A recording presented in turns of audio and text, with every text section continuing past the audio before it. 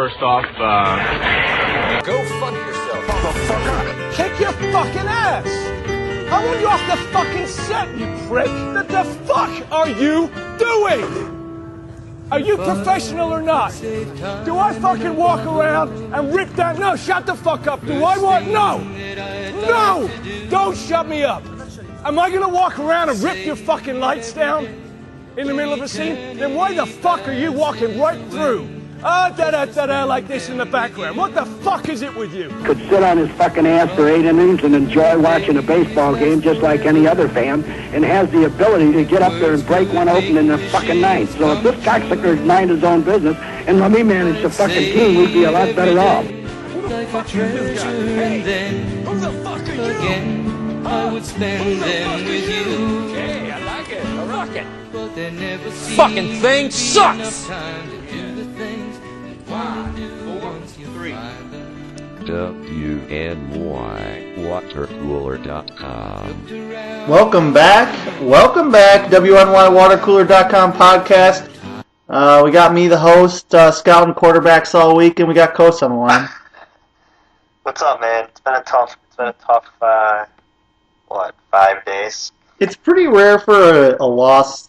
I mean, these days, you know, I got a family and I do things. I don't know, go to fucking work, and for a loss to really linger after several days, it's rare, very rare. This is the first time I've felt this way after a loss, and like you said, where it lingers for days, in probably like 10 years, maybe. Like that Dallas game probably sat with us for a few days, but this one was just. And the reason why is there's so many different aspects of the game just pop in your head and think about, and it's like, wow, if that just went the other way, they would have won. I feel like there was probably, maybe not like one specific, I'm thinking like 18 plays, if it went our direction, we would have won.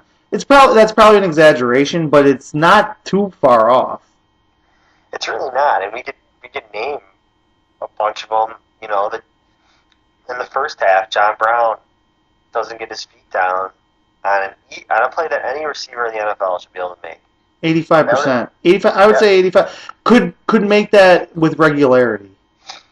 That would have set us up with first and goal from like the 2.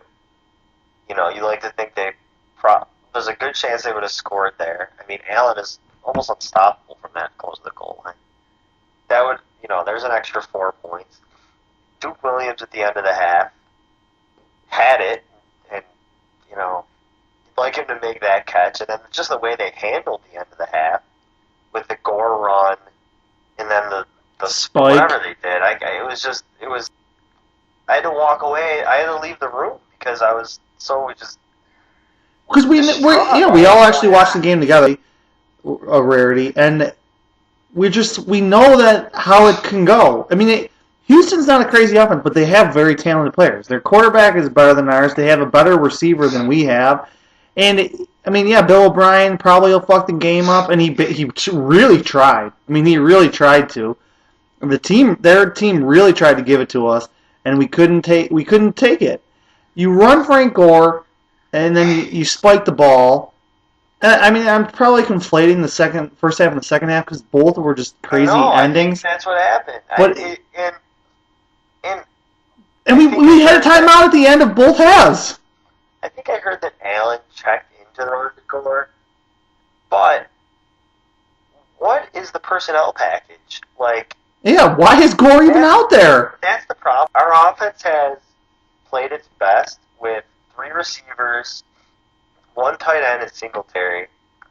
And in that situation, at the end of the half, it should be Brown, Beasley, maybe Duke, whoever you want out there, Singletary and Knox. That's your best, passing offense. And we had, 2 tight ends and Gore in there? And it's just... Even in the second... Allen checked into a... You know why you want to play fake and go deep out of that formation a couple times, and it just never worked. In that situation, no one's expecting you to run, so you're not fooling. And that's where I have a problem with it. I don't care if you checked into the run, if that's true or not. That personnel package in that situation. I just have a major issue with it. And when was it that we had Lee Smith and the fullback and one receiver? Overtime. And yeah, that was an overtime. Okay, yeah, even worse. So in overtime, we have Lee Smith, another tight end, a fullback spread wide right, and then maybe one receiver, and the play is to throw it. And yeah, and if we're thinking of the same play, are you talking the jump about ball to DeMarco? To DeMarco? Yeah, which I've never seen in the history of anything except the Bills. We did it once before this year. And again, it's like, why did Allen throw that pass? Well, he probably had he had all day, because they rushed 3. He had all day. I don't care throwing the pass. Chuck it down the field. That's what I'm saying, is I don't know I'm not saying he should or shouldn't have thrown it. My point is, it's very likely that he had no other option, given who was out there. And why is DeMarco even running down there? The whole thing is just bizarre. Yeah, and the Cleveland, it's just sad coming out of it. I mean, in perspective, but the funniest thing is, the Browns are interviewing this guy to be their head coach. Like, what did you see out of the 24th best offense in the league? Like, if maybe they had the same type of quarterback, but their quarterback, Tebow Baker Mayfield, whatever, he's not like Allen. He's not athletic, so I don't even get it. He's a totally different type of guy. But, Dable has had no success in the NFL as an offensive coordinator, period. In like 6 different spots. 5 maybe. And that's, even in Cleveland, too. I don't know why. He had success at Alabama, I guess, but Wait, that doesn't even count. Right. When you're at Alabama, you have better players than every team. Except Clemson and LSU. But, well, yeah, there's no point. Yeah. You're going to play 12 or 13 games a year. You're going to be significantly better than 10 of those opponents. Yeah, 92% of your games. You have vastly better talent. So, yeah, it's thrown out. There's even just so many more aspects of this game. We're going to talk about it for another 20 minutes or 10 minutes or whatever here, but it's just so many things. And not even just to get into the beginning of the first half. We sort of brushed it off as, it was kind of a joke. But to really get into that, the referee on the field was cognizant enough to wait, to not catch the ball when he flipped it to him. This referee, and he threw a flag, the referee knew exactly what he was doing. It's not like this guy is just some novice like in the preseason or some fill-in ref like, that was a goof. No, it's not a touchdown. It's not a safety. It's not the Bills' ball on a safety after 2 points. And then these guys ride in on their black coat, surround him, and basically like physically get in his face. Yeah, it's a major screw job. I wish it was being talked about more because the problem is it happens so often to the refs. But I have 3 major problems with it. First of all, the ref on the field knew the rule, called it right, and these people, like you said, just came on. I've never seen it before in watching hundreds of football games. The alternate refs or whoever come running on the field. It was crazy. And they make this guy change the call. And then they say intent. Well, if your player to do something doesn't do it right, it doesn't matter. In the NFL, the second thing is they can't follow the rules to the T times, but not others. Like you can't do it like when you want to. And the third point, this guy and our buddy brought it up that night. This guy slow rolled the bill and ran the ball out. Like he did not down it at all, and it should have been a touchdown. And people who try and act like smart football guys are gonna it's not the reason why we lost. Well, that psychologically could have had an impact. I don't care what anyone says. And Houston's player made a mistake because he didn't know the rule, and it should have cost them. Period. And that's part of playing football, knowing the rules and what you can and can't do. And you can't catch the ball, just toss it on a kickoff. Yeah. So And it's whatever. It's such a screw, man. It's like it's just somehow. well, later on in the evening, the Patriots game, Vilma, or what the friggin' he's coach is, he's Van Noy, or the fuck it is. he's fucking around with the time, which is a thing where you know the rules and you exploit the rules. Well, either you know the rules and you follow the rules, or you don't.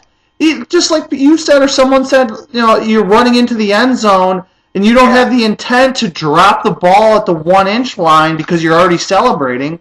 Well, common sense? Take common sense and fucking throw it out the window. We have 90 or 30-foot chains, literally 30-foot chains walking onto the field, sometimes tripping onto the field, and then you sometimes unravel it one chain link, and it's a first down or not, or you get a fucking card.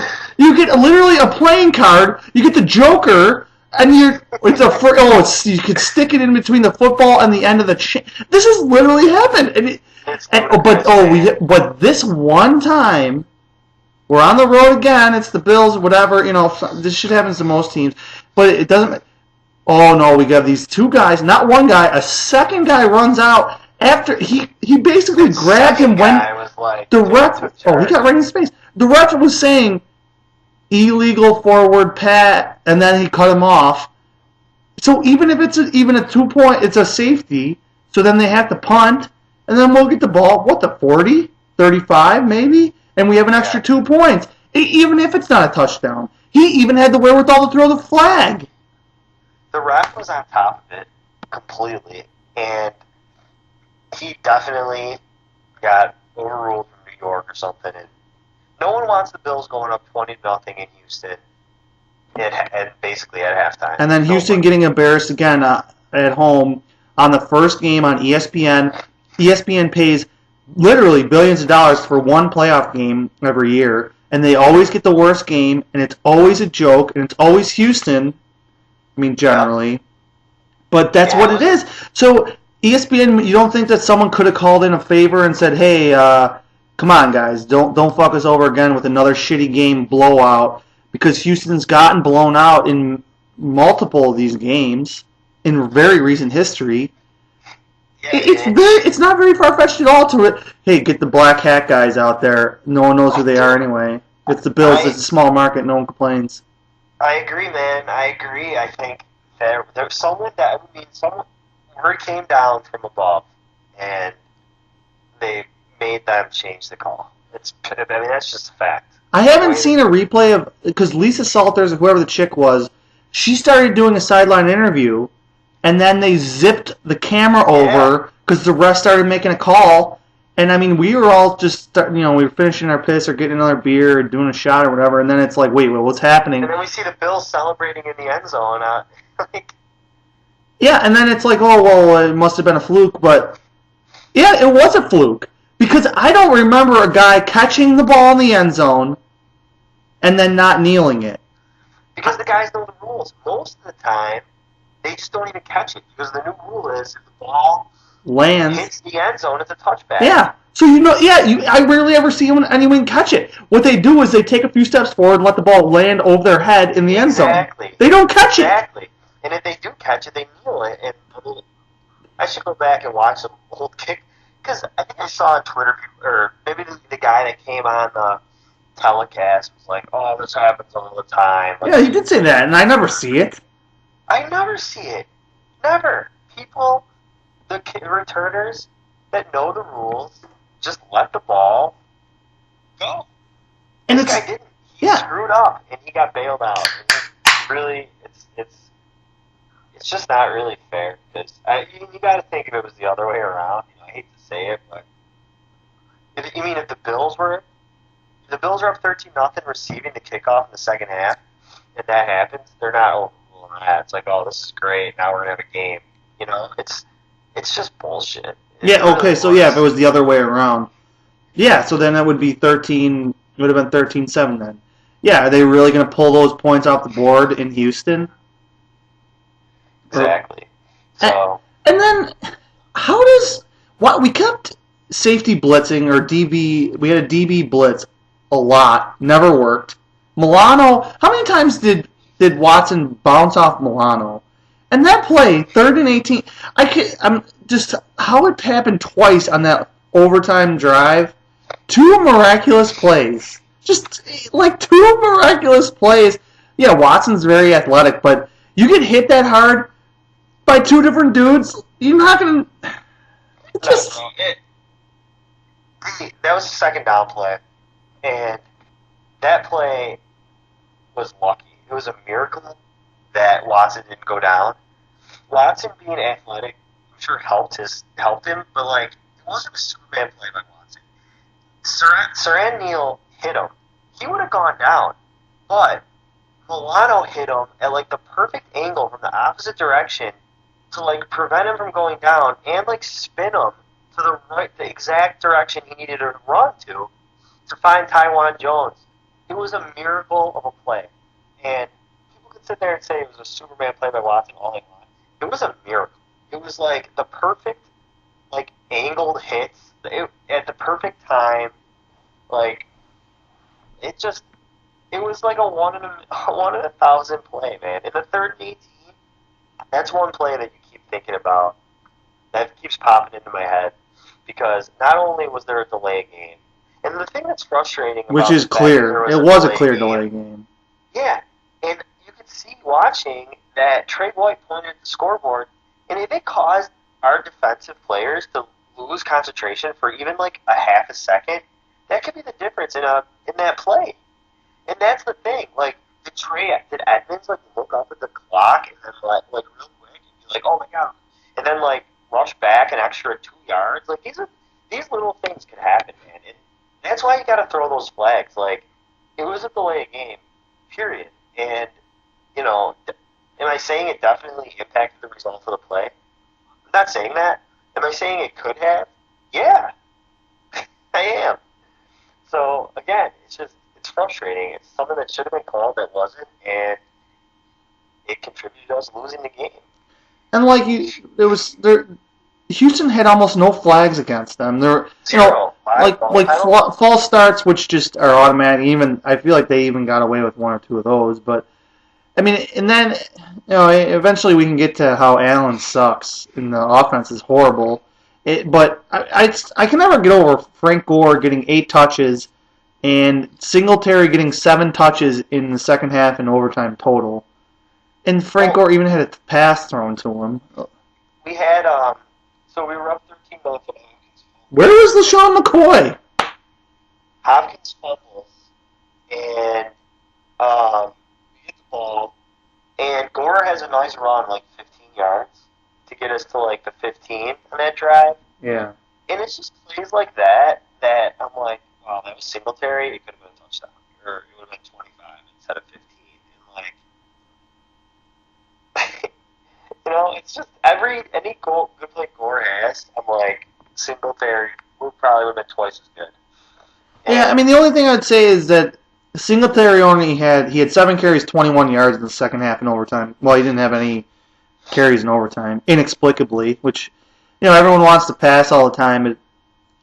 We had rushing we had a running back, a quarterback, but I mean, yeah, if you give it to if Gore can get 14, I'm sure that Singletary or LaShawn McCoy can get more than that. Yeah, it's a tough one. Like in overtime, Allen made 2 great plays. Knox made a great play in the first 3rd down. Allen made a great play on the second 3rd down to set us up at the 42-yard line. And I'd like to, a draw there. 1st and 10 from the Houston 42. Maybe that's a good place for a draw. But they run to Singletary. They run the QB draw, and they have it set up. This might be, actually, this is probably the single play that's haunting me the most. Because they have this set up perfectly. And we have a litany of blockers. And they always happens like that, where there's always a big guy running down the field, and he doesn't block anyone. If someone gets a hat on 41, Allen's probably running. He might score or get, the game, he would have got probably at least 15, 20 yards and maybe scores. We had it walled off completely. If that one guy gets blocked, and that is just... Instead he blasts Allen in the head. And it was a head-to-head shot. It was. The guy targeted. It was a targeting. In college, they review that. Well, targeting is a little different. And now that he's a runner, but you still could be... It was helmet to helmet. He knocked his if helmet you initiate, off. if you initiate contact with your helmet, that's supposed to be a penalty. I mean... And I think he was a little bit, he was definitely a little woozy off it after that play, and I wish he would have called timeout to regroup, because Allen was woozy. His helmet popped off. He was, kind of out of it for a second. I even mentioned that they might pull him. They might take him out. I was salivating. But, because on second down, we run, a quick out to Beasley that he, underthrew. But I just feel like I think it would have been beneficial to sort of take a deep breath there. 2nd and 10. I mean, the timeouts in overtime, who the fuck cares, right? What? The time runs out, you just go to another overtime. It's not like it ends. I don't know. It's a little bit different to me, and I feel chaotic at that moment. Yeah, McDermott clearly was overwhelmed, but we didn't get out coached. The only thing was our quarterback was overwhelmed, and our coach and quarterback were both overwhelmed. Their coach was overwhelmed, but their quarterback wasn't. He got a little lucky with some bounces off of friggin' our safeties and Definitely lucky. Yeah, but he still made the plays, and he made that play. Okay, what plays did Watson make? He made that play, which I honestly contest was lucky. The 3rd and 18 was a dump off. Yeah, but he made he had a big pass to one of the best receivers in the league. To Hopkins. Yeah, that was a play he made. Where was Knox? But it's not like Watson was I don't know. I didn't feel. Well, he played like shit in the first half. He was completely. He played like shit 75% of the game, in my opinion. 65% of the game, and I don't know why. I know you want to get into Allen, and what was that pitch? What is he doing? The pitch was baffling. That is just clearly a guy that is just nervous. This is his first time ever seeing a girl with her bra off or trying to get a. I can't blame him for being nervous. I don't have a problem with that. And he made, even while he was nervous, he made good plays, and they didn't help him. The end of regulation, the drive prior to the pitch drive, Oh yeah, he got mauled. The sack on third, we made a bunch of plays to get down the field. And then we're at wherever we are, the 25-yard line. We always do what we do. We stop. We stop playing. And I'm thinking touchdown, but... Well, a normal person was not Dayball McDermott.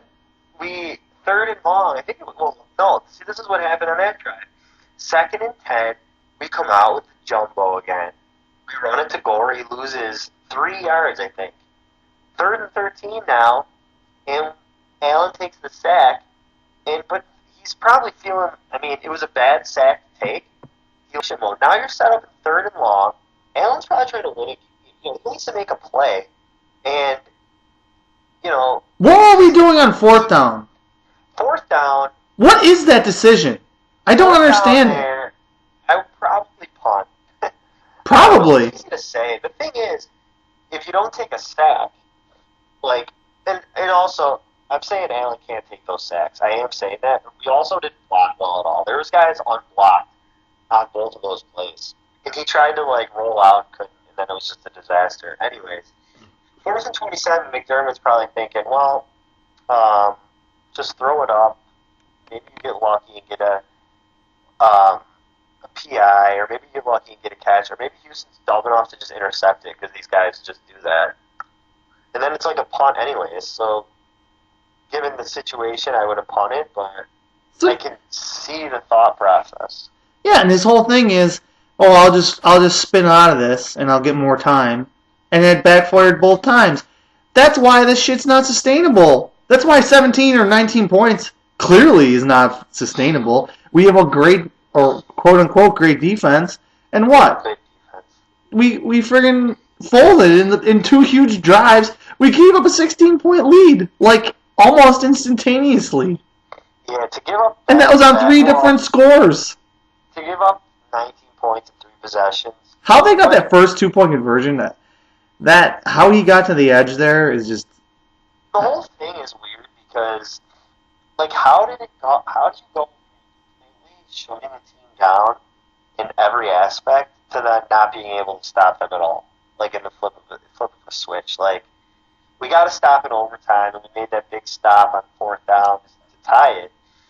But, like, they couldn't do anything, and then all of a sudden, 3 straight drives, we basically couldn't stop them. It was, like, it's crazy how it swings like that.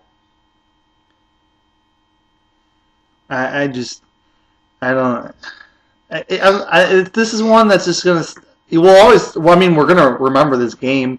I mean, we still talk about a fucking playoff game in 1998 when we were 14 years old, and I was just thinking about, like, thongs. Like, I gotta see a thong. Like, and we still remember that game, and that was... 13 years old we were in 98 for the Flutie fumble. But this game was just so many fucking things. So many things we're going to touch on, too. Like, we had a great throw and catch from Allen to Duke Williams for like 20, 25 yards, set us up. He was called back on a big holding penalty. The blindside block. Obviously, we'd be remiss if we didn't talk about that because that was questionable as hell. And, you know, I mean, Hauschka would have had a chance from 55 or 56 to win the game. And it still even would have been 3rd down. Nah, it would have been 4th. That was a 3rd down. Oh, you're right. And, you know, but even if they decide, you know, it would have been 4th and, 4 or 5, and you could potentially go for it. But I think they would have given Hauschka the shot, and it would have been nice to just see that, see the shot and have a shot at it. And the refs took it away, and it was, and then it goes back to the letter of the law. You can't, but all this crap, you can't. But like we said, with the play before, it was hat on hat right before that, and it was the quarterback. I know the quarterback's a runner at that point, but you still give deference to the quarterback either way because you know he's the quarterback. It's like they swallowed the whistle when they. To me, I mean, I don't care else. I'm going to say it. I mean, the whole thing seems pro Houston, everything. The telecast, the way the game, the ref officiating, no live ball penalties. You can do every play if you wanted to. And why the fuck did they show J.J. Watt so much? Dude, I don't even want to talk about it because it was so nauseating. Like, if I was watching that game by myself and, like, paying attention to every single second, I would have fucking blown my brains out. And, they showed J.J. Watt or talked about J.J. Watt. It had to have been, like, not even exaggerating 400 times. Yeah, and then the way it ends up happening, like, we're up 13-0, Watkins gets sacked because literally no one blocked him.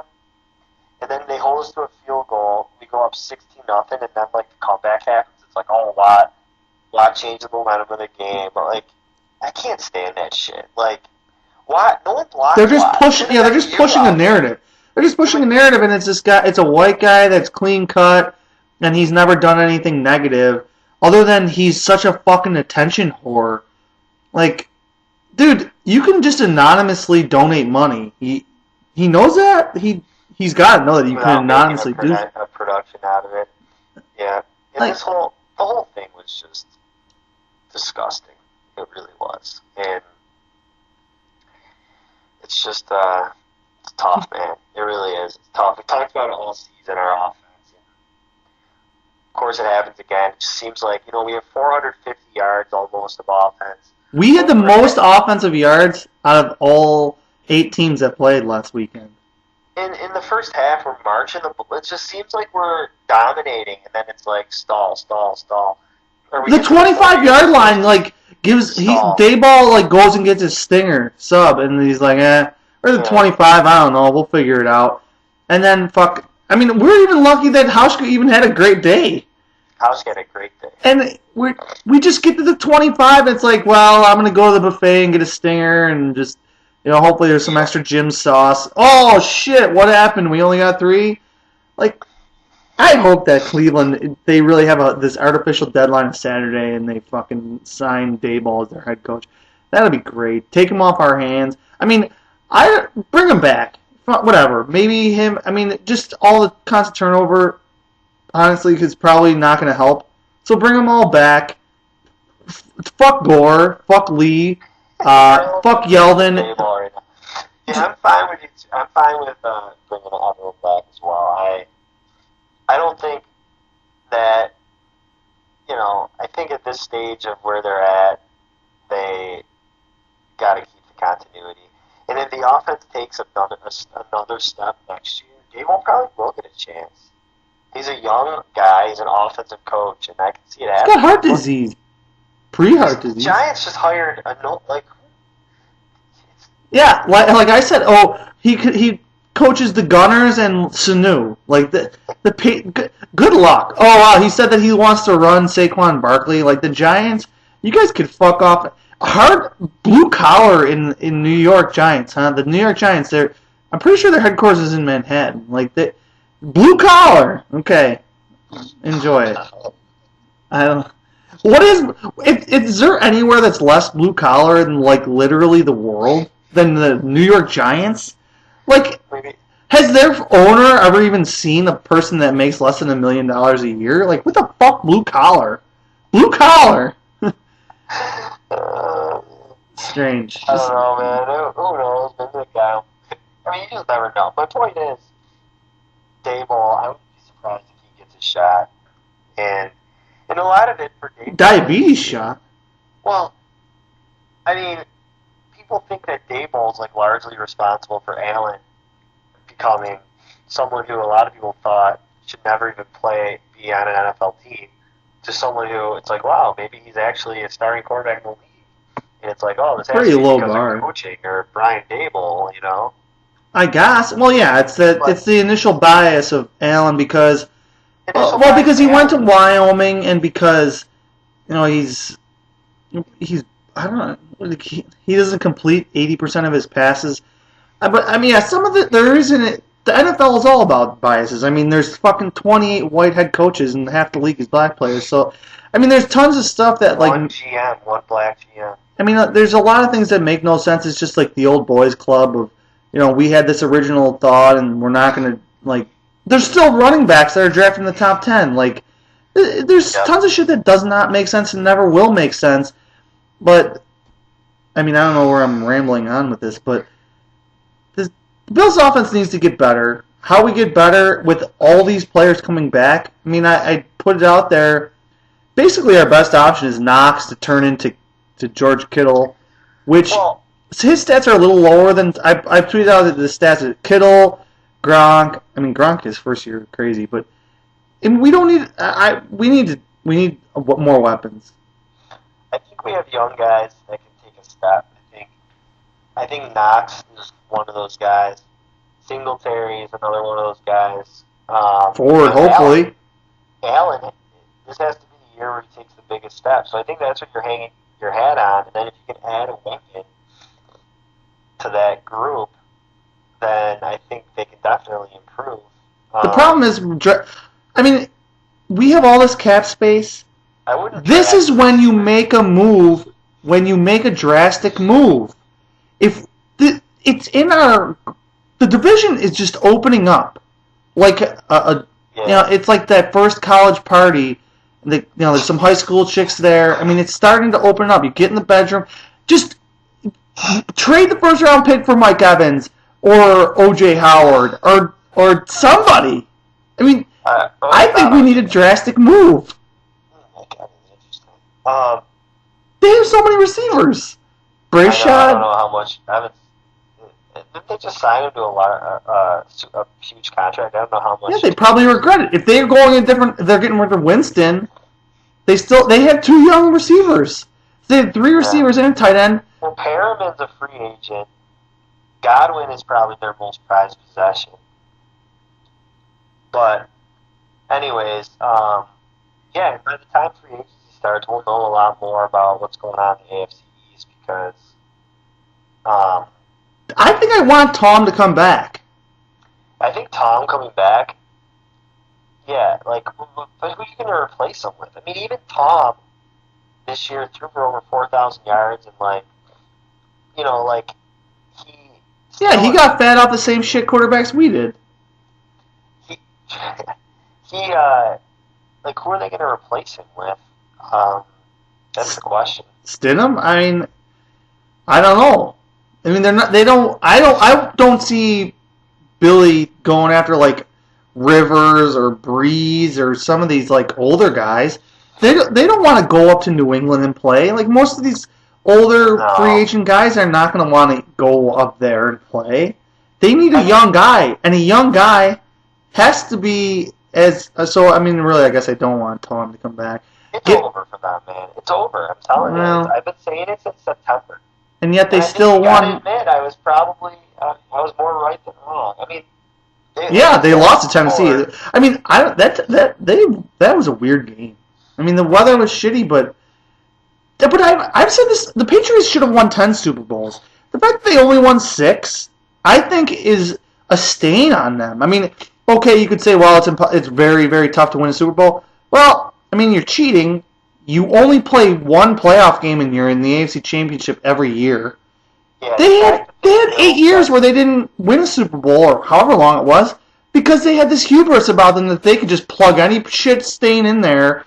Some fucking, you used to be a cornerback, a DB.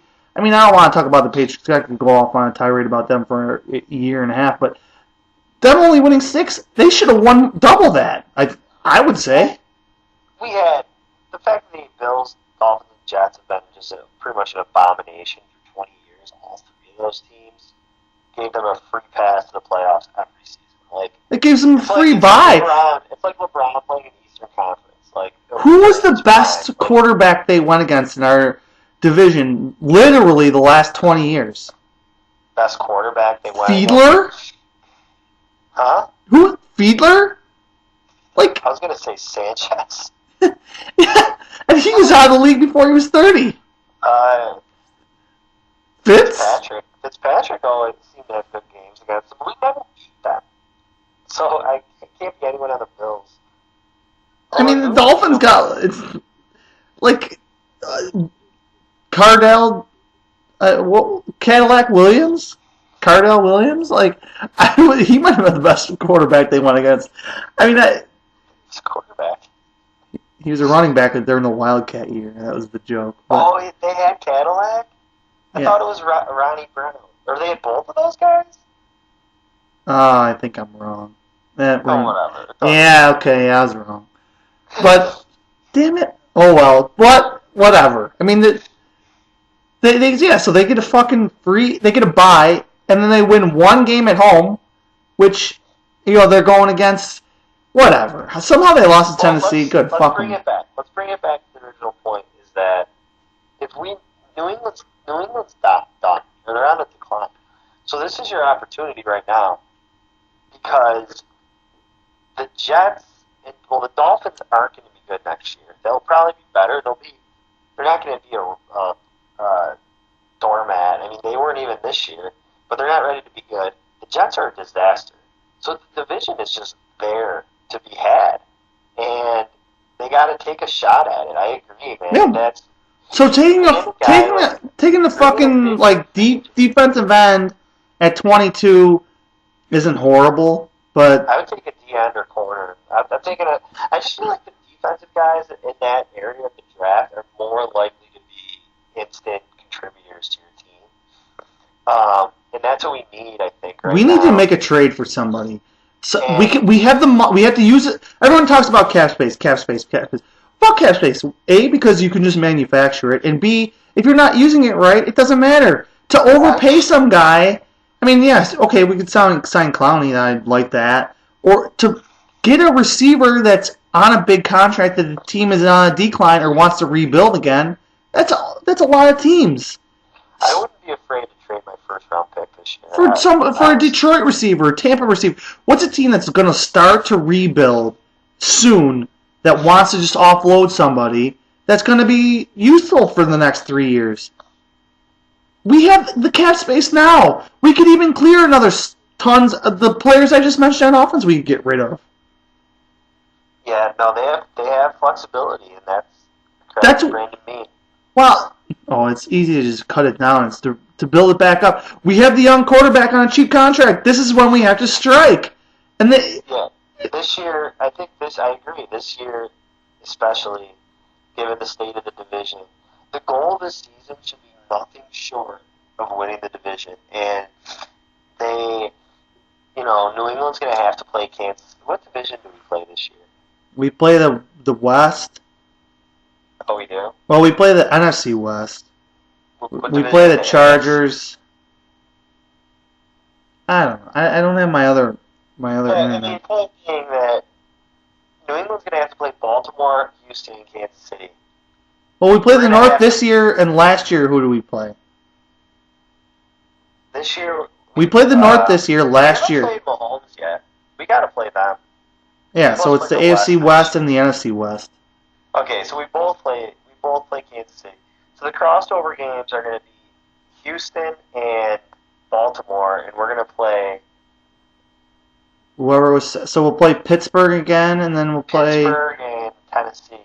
Yeah. And so you really never know what's going to be easier out of that. But Yeah, I mean Tennessee could rebuild again. I'd rather be playing. I mean, Baltimore will be tough. I'm sure they won't be as good as this year. Pittsburgh might be tougher next year. I don't know. So It's impossible to predict the schedule. The schedule shit. It depends when you play them, where you play them. I hate that speculation of schedule. Stuff you never know. Yeah, I mean we played 8 fucking backup quarterbacks this year. I mean, no one predicted some of that stuff, but well, I mean, what's your final thought? I mean, fucking Bill O'Brien, the refs, just McDermott and Allen. Hey, I'm down on it all. I mean, I'm not giving up on anyone. I'm not throwing anyone out. I mean, everyone thinks I hate Allen. I don't like him, but he has some moxie, but he just some of that he's got to learn from it. If I see this shit again next year, I mean, it's going to be a lot easier to say you're done. These are my final thoughts. First of all, the Houston game, I think it was a complete screw job. This one's going to sting for a while because I actually think that the Bills would have had more than a fighting chance against Kansas City. I just like that matchup. I disagree. I'd probably rather play Baltimore than Kansas City. And so that's going to hurt Houston, whatever we're going to call this game. You're good at making up nicknames. It's just going to linger. And on the season, though, I think it was a good season. I think they improved. I think McDermott has. I mean, say what you will about like the culture stuff, but this team is prepared and plays hard and seems to like really want to play here. And they seem very organized and like in past years it just seemed like a circus. A lot of these years, like what is going on there? It doesn't seem like that at all anymore. And to go into this now, going into McDermott's 4th season, like when was the last time we went into a coach's 4th season and we're just like, I mean, obviously I like McDermott way more than you, but still, even you would say it's like. Well, yeah, we don't have Baloney Boy and we don't have Rex. We have a solid coach and everything seems like. The last, yeah. I mean, it's way better than Duran. That was the last time we had a 4th year.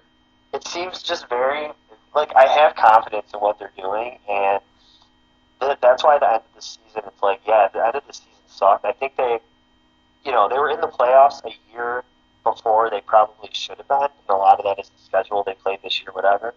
But to their credit, they didn't. They beat the teams that they beat all the teams that they were really supposed to beat. Yeah, we didn't really lay an egg. I mean, I will give credit to any team. We didn't lay any eggs. There was plenty of teams that lost to the Dolphins. 5 teams or 4. I mean, Miami won 5 games. Other teams, San Francisco and the Saints, they lost to Atlanta, who was probably like the NFC equivalent of the Dolphins season. But yeah, teams like lay eggs, and our first game of the season against Philly was even like, it wasn't an egg laying. It was just it was terrible second half. It was a bad loss, but Sanders had a crazy game, and that was a do or die game for them. I mean, saved their season. They still, yeah. I mean, the Eagles at that point, they didn't have as many injuries as they did at the end of the year. Howard played, Coachman played, Eckler played. Their guys played. It was still a bad loss, but it wasn't. That wasn't a bad loss. That wasn't losing to the Eagles, or I mean, losing to the Falcons. No, so I give them a lot of credit. I think it was a really good year, and I think it was a step in the right direction. I'm definitely excited about next season, I think. The other thing, to be positive, I liked what they said at the end of the year conference earlier this week. Like, they blamed Allen. They said they need to get better on offense.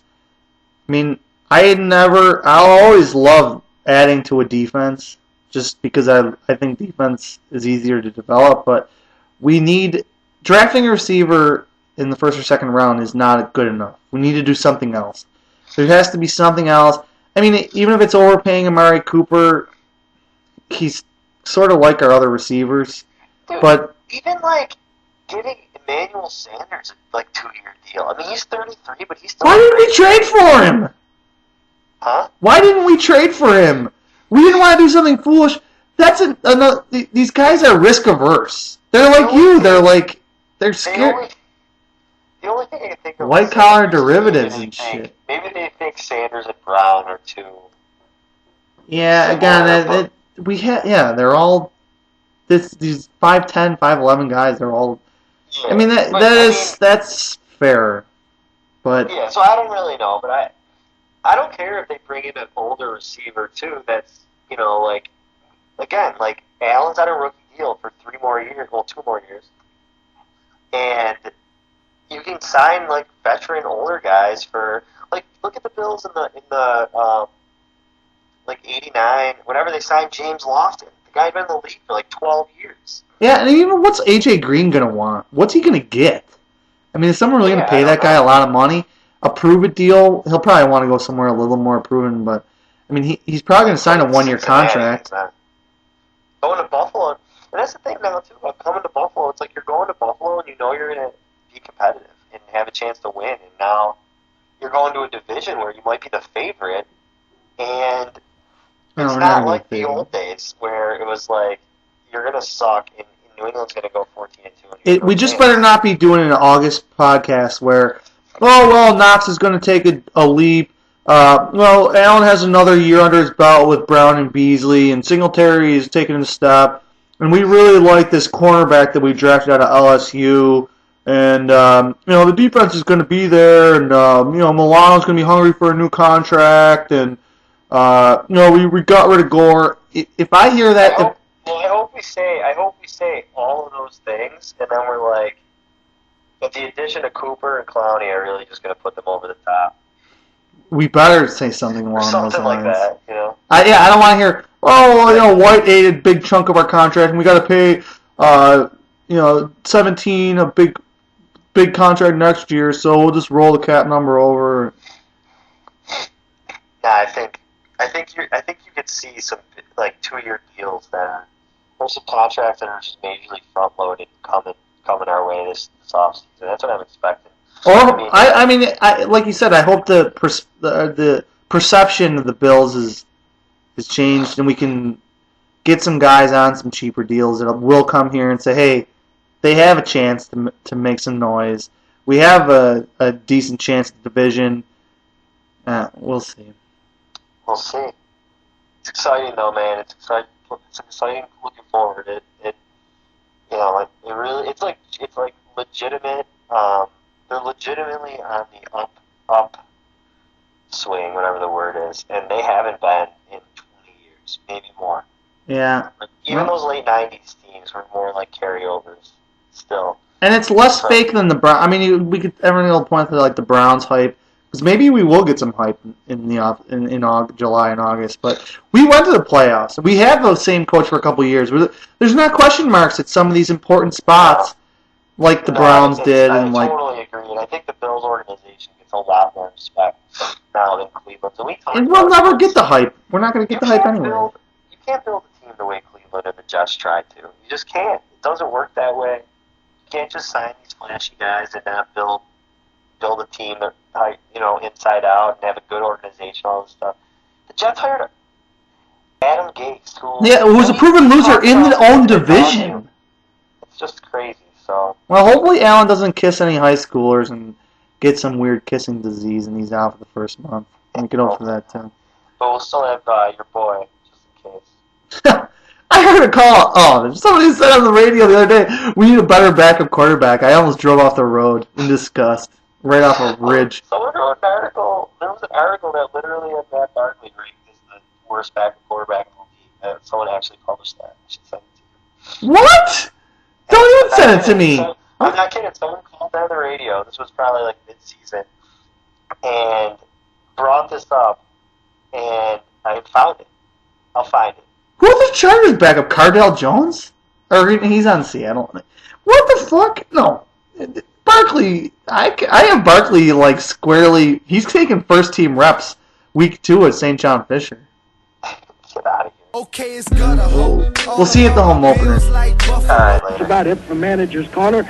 Go fuck yourself and the fuck with your show coming up next. We're going to the playoffs and you're going to take out one of our best players because you couldn't take a hit? That's a joke. That's an absolute joke is what it is. Shit, I'm all about the Bills like Thurman Thomas. Where's the youth game? We need an L. We need an L against Houston. We need as many L's as we can pile up from now until